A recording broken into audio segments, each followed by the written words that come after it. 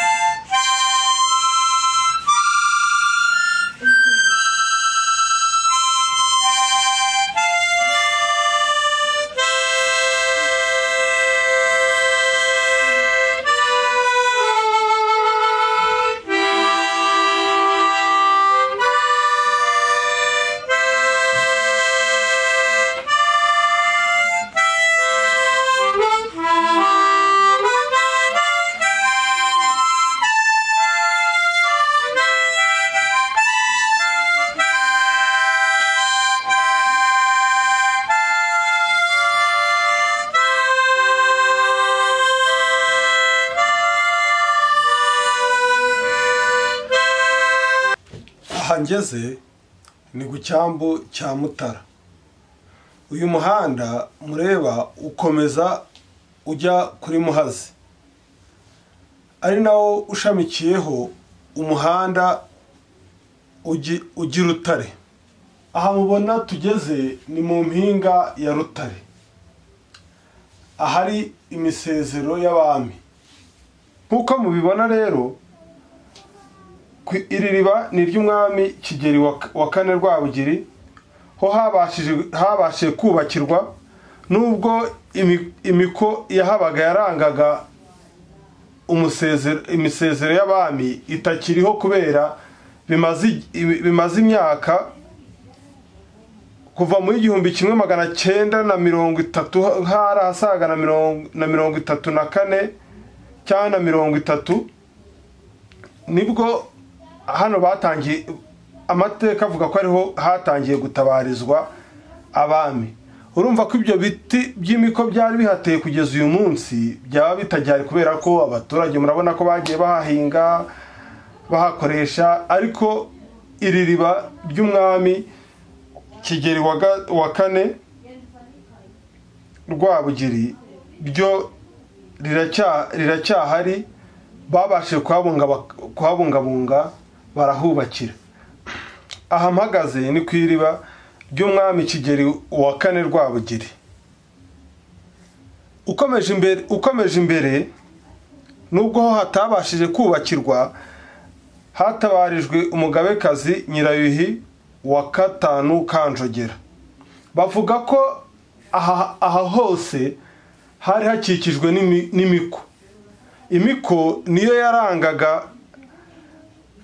imisezero y'abami.